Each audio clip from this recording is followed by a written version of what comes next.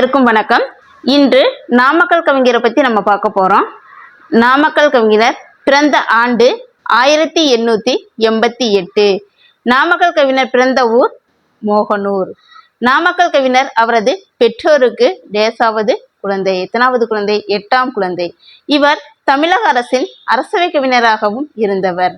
நாமக்கல் கவிஞர் கத்தியின்றி இரத்தமின்றி யுத்தம் ஒன்று வருகுது என்று பாடியவர் நாமக்கல் கவிஞர். பாரதி இல்லாத குறை நாமக்கல் ராமலிங்கம் பிள்ளையால் தீர்ந்தது என்பவர் ராஜாஜி. நாமக்கல் கவிஞரின் தன் வரலாற்று நூல் என் கதை. திரைப்படமாக எடுக்கப்பட்ட நாமக்கலாரின் நாவல் மலைக்கல்லன். இந்திய அரசின் முதல் வெள்ளி பதக்கத்தை வென்ற திரைப்படம் மலைக்கல்லன். நாமக்கல் கவிஞர் மறைந்த ஆண்டு 1972.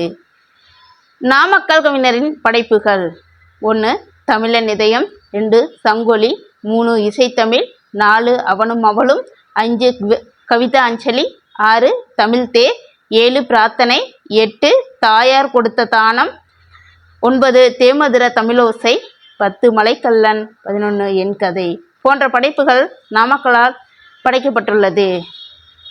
தமிழன் என்று சொல்லடா, தலை நிமிர்ந்து நில்லடா. நாமக்கல் கவிஞர் கைத்தொழில் ஒன்றை கற்றுக்கொள், கவலை உனக்கில்லை ஒத்துக்கொள். நாமக்கல் கவிஞர் கத்தியின்றி இரத்தமின்றி யுத்தம் ஒன்று வருகிறது. நாமக்கல் கவிஞர். நன்றி, வணக்கம்.